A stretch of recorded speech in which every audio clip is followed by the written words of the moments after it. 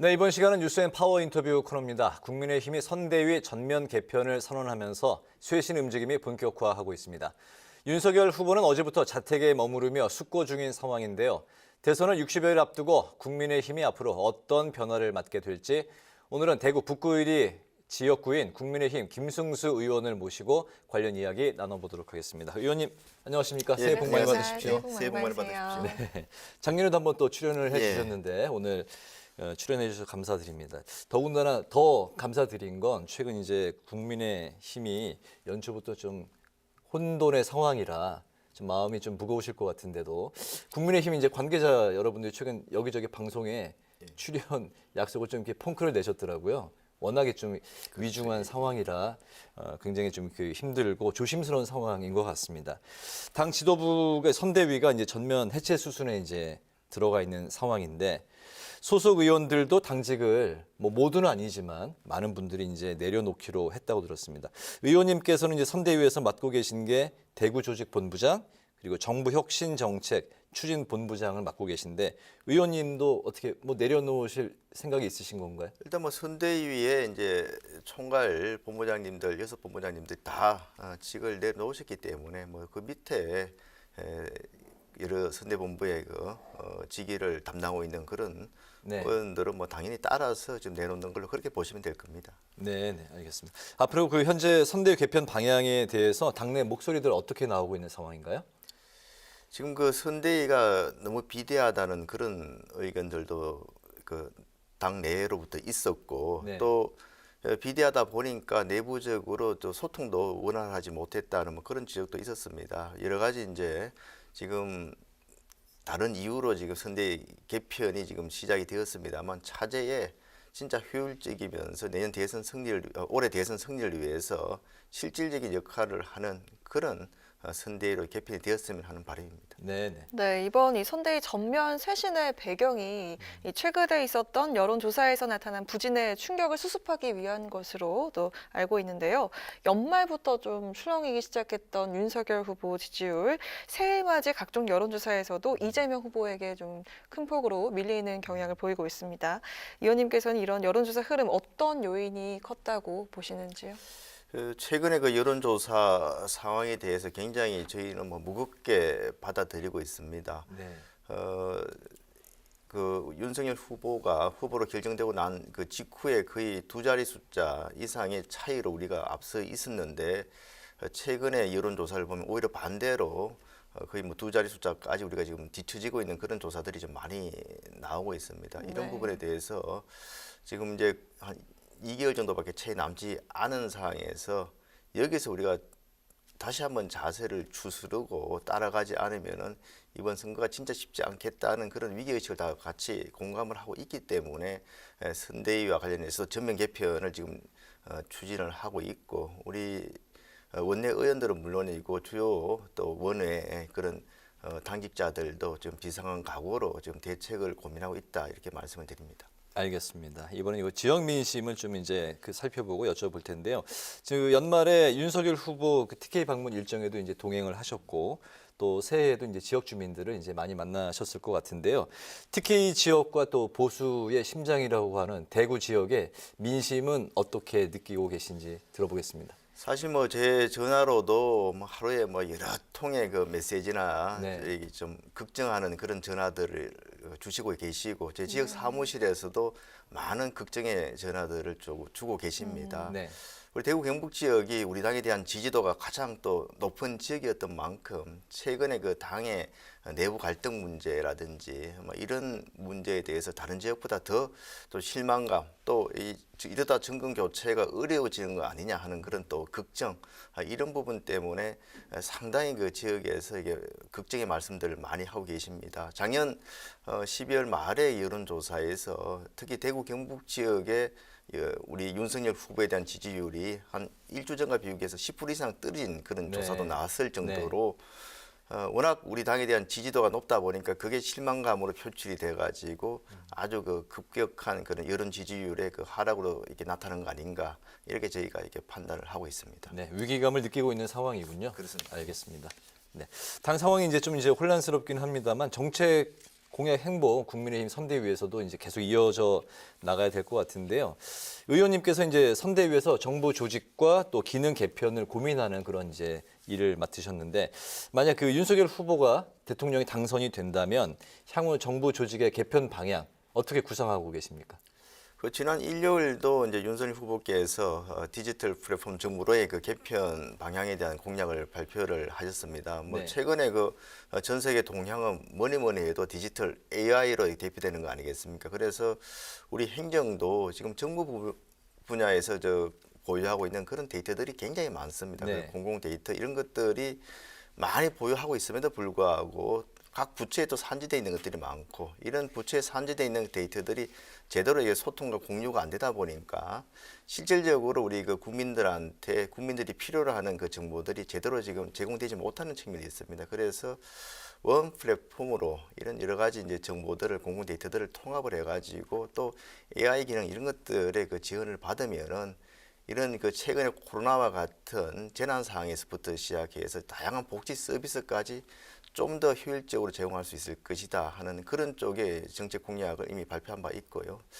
특히 이제 윤석열 후보께서는 지금 그 청와대의 권력 이런 것들은 비대하다는 그런 그 인식을 갖고 있기 네. 때문에 책임 총리제라든지 또 내각 그러니까 각 그 정부 부처에 권한과 책임을 좀 내려주는 이런 쪽의 방향성을 제시하고 계십니다. 그런 측면에서 어떤 식으로 했을 때 과연 총리가 책임과 권한을 가지고 각 부처를 조율할 수 있을 것인가 이런 데 대한 고민 또 각 부처에서 장관들이 또 그 부처 공무원들이 책임성 있게 일을 할 수 있을 것인가 그런 쪽에 제도적인 그 개선 방안을 좀 고민을 하고 있다 이렇게 말씀드립니다. 네, 제가 이제 최근에 그 5년 전에 빅데이터 조사 결과를 살펴봤더니 그 이번 그 현재 대선 상황과 이제 비교해 보려고 봤더니 그때 그 데이터 검색 순위가 1위가 공정정의, 그 2위가 이제 경제 살리기였더라고요.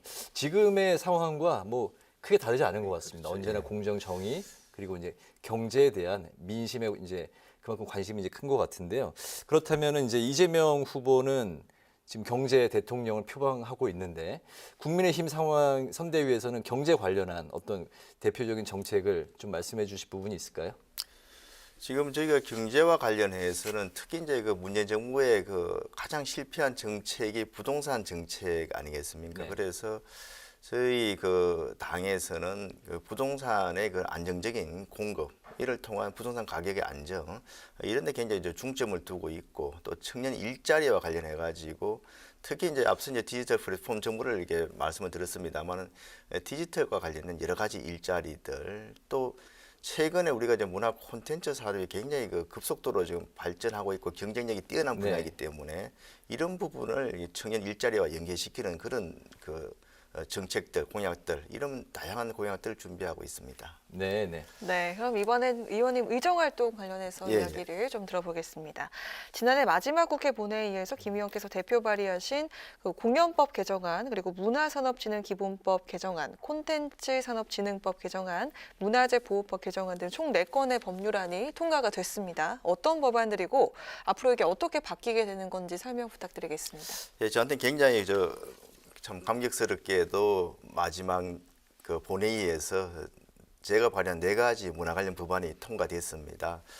공연법 같은 경우에는 이 뮤지컬이 사실은 공연 분야 중에서 가장 매출액이 높은 분야 한 60% 이상을 차지하고 있는데 그동안은 독립 장르가 아닌 연극에 포함되어 있었습니다. 근데 이거를 독립 장르에게 끌어내는 그런 법이 그 공연법 개정안이었는데 이후에 제가 이제 후속으로 이제 그 뮤지컬 진행에 관한 법률 제정법도 지금 고민을 좀 하고 있습니다. 네. 이렇게 될 경우에 좀 뮤지컬에 특화된 지원이 이루어질 수 있고 또 거기에 대한 또 예산 지원도 더 많이 할 수 있는 근거가 마련되기 때문에 명실공히 우리나라 뮤지컬 산업이 세계적인 그 뮤지컬 산업으로 발전할 수 있는 일단 그런 그 길을 열었다 이렇게 보시면 될 것 같고요. 나머지 이제 콘텐츠 지능법이라든지 또 문화재 그 문화보호법 같은 경우에 이런 것들은 그 우리나라 앞서 말씀드린 것처럼 콘텐츠가 굉장히 경쟁력이 높은 분야이기 때문에 이런 콘텐츠 분야에 대해 가지고 국가와 그 지방자치단체에서 좀 더 지원할 수 있는 그런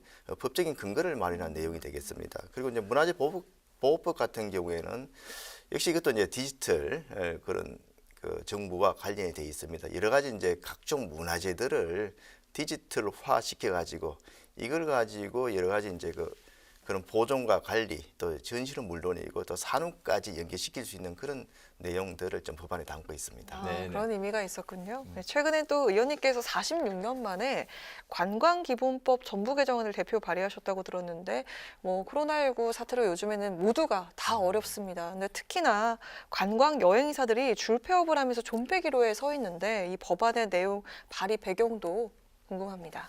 기존에도 관광기본법이 있었습니다만은 사실은 그 선언적인 그런 규정들에 불과했습니다. 그러다 보니까 이 관광기본법을 통해서 실질적으로 그 관광업계에 실질적인 그 지원이 이루어지지 않았습니다. 그래서 이번에 전면 개정안을 통해 가지고 정부에서 체계적인 관광 정책을 이렇게 수립을 하고 네. 또 관광과 관련된 그 기본적인 실태 조사 이런 것들을 정기적으로 이렇게 해서 그 정책에 또 활용할 수 있도록 그렇게 좀 의무화를 시켰고 특히 이제 그 관광 산업과 관련된 여러 가지 그 예산 지원 또 제도적 지원을 할 수 있는 그런 근거 조항을 또 이렇게 내용에 또 포함을 시켰습니다.